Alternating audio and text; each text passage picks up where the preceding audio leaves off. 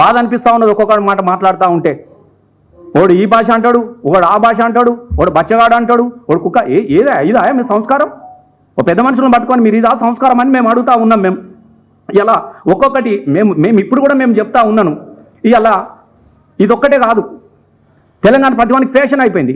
కేటీఆర్ని తిడితే పేపర్లలో వస్తుంది, హరీష్ అన్నని తిడితే పేపర్లలో వస్తుంది, కేసీఆర్ని తిడితే పేపర్లలో వస్తుంది, యూట్యూబ్లలో వస్తుంది, సెక్షన్ న్యూస్ వస్తుంది. గిదాని కోసమా? అందుకే మేము ఏం అడుగుతున్నామనంటే ఆ మాట అనే ముందు నిజాలు తెలుసుకొని మాట్లాడాలి. మీ ముఖాలకి ఎన్నో మళ్ళీ చెప్తా ఉన్నా, ఇది చివరి పాలన, కాంగ్రెస్ పాలన. నేను మళ్ళీ తాపకి చెప్తున్నా, మరణ వాంగ్మూలాన్ని రాసిస్తా మీకు పాత్రికేయుల సాక్షిగా. ఇది మళ్ళీ గెలిస్తే నా తలకాయని తీసేసి గాంధీ భవన్ కాడ వేలాడగట్టురా. నేను మరణ వాంగ్మూలం కూడా రాత. వీళ్ళ జీవితంలో ఇంకా రారు. ప్రజలు విసిగిపోయిర్రు, వీళ్ళ మాటలు భరించలేని పరిస్థితులు వచ్చినారు. టీవీలు అత్తే అబ్బబ్బ బంద్ చేయరు అంటారు. అమ్మతో చెప్తారు, చూడకుండానే డిలీట్ చేస్తారు యూట్యూబ్లలో. గట్లాంటి చండాలమైనటువంటి భాష, మదమెక్కినటువంటి అహంకారం, పదవిలతోని విర్రబిగుతూ మాట్లాడేది మంచి పద్ధతి కాదు అని చెప్పేసి నేను చెప్తా ఉన్నా. ఇలా నేను సూటిగా చెప్తున్నా. అద్దెంకి దయాకర్ కూడా నాకు మిత్రుడే, జేఏసీలో పనిచేసినాం. మరి పనిచేసినప్పుడు కేసీఆర్ విలువ నీకు తెలియదా? మాట్లాడేటప్పుడు ఏదో వచ్చింది, ఒరినో ఒకటి పడేసిరు. ఇంకా ఎందుకు దీని కథ?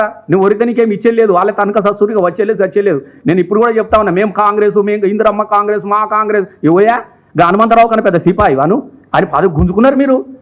అంజనీ యాదవ్ వాళ్ళ తెలంగాణ వాళ్ళ కాంగ్రెస్ వాళ్ళు ఆయన పదవులు గుంజుకున్నారు, సంకల పెట్టుకొని ఇక వాళ్ళ మీదనే ఇక మాట్లాడుతున్నారు, మేం కాంగ్రెస్ అని. మీ మాటలు వింటే ఇందిరమ్మ తల్లి నిజంగా బతుకుంటే ఈ నటనను చూసి అమ్మతో ఉరి పెట్టుకొని చచ్చిపోవామే.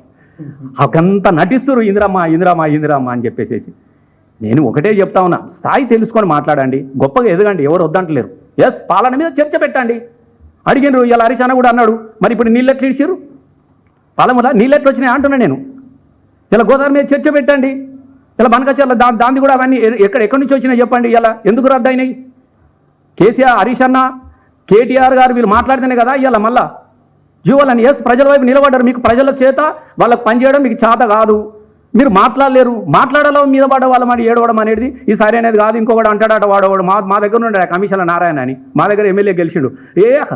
రంపం తీసి దానికి ఇట్లా కారం పెట్టి ఉప్పు పెట్టి నాలుకో గోత్తడట. అక్క ఇది ఎక్కడికి అతడు రంపాలతో నాలుకలు కోసుడు ఉన్నారే? ఏమైనా చూసిరా మీరు? ఏం భాషనాయని ఇది? పెద్ద సిపాయిలక రంపాలతో కొయ్యారు నాయన. లందలకై తోలు తీస్తారు, తిత్తారు. ఒక కత్తి ఉంటుంది మాకు, కత్తి సీయలు కొత్తారు. దాంతో దొడ్డు కారం పెట్టి దొడ్డుప్పు పోసి ఇలా నాలుకలు కాదు, మీ చర్మాన్ని తీయడానికి కోసము తోలు తిత్తి కత్తులు తీసుకొని మీ చర్మాన్ని ఒలవడానికి కోసం ప్రజలు సిద్ధంగా ఉన్నారు. జర పోయి చూడరాదు మురిసిపోతా ఉన్నారు. కాబట్టి స్థాయికి మించిన మాటలు మాట్లాడద్దు దయచేసి. చదువుకున్న వాళ్ళు ఎస్, పరిపాలన సంబంధమైనటువంటి మాటలు మాట్లాడితే ఎవరైనా స్వీకరిస్తారు. నేను 100% చెప్తా ఉన్నా, ఇప్పటికైనా మీ పద్ధతులు మార్చుకోండి, మీ భాష మార్చుకోండి, మీ స్థాయిని పెంచుకోండి తప్ప ఈ దిగజారుడు మాటలు అనేది మాట్లాడితే మళ్ళీ చెప్తా ఉన్నా. ఇలా కేటీఆర్ అనేటోడు కేసీఆర్ కొడుకే కాదు, కేటీఆర్ అనే వ్యక్తి ప్రజల మనిషి. ఇలా ప్రతిపక్షం తెలంగాణ ప్రజల వైపు నిలబడ్డటువంటి సిపాయిగా నిలబడ్డాడు కాబట్టి వచ్చిండు. గుర్తుపెట్టుకోండి, దొంగలు వారిపోతారు, సిపాయిలు నిలబడతారు. ఇలా సిపాయి కేటీఆర్ అవుతారు తప్ప దొంగలకి ఎన్నడూ కూడా తిరిగి అధికారం దక్కదు. మరి ఈ సందర్భంగా పాత్రికేయ మిత్రులకు కూడా నేను హృదయపూర్వకంగా ధన్యవాదాలు తెలియజేస్తా ఉన్నా. Thank you.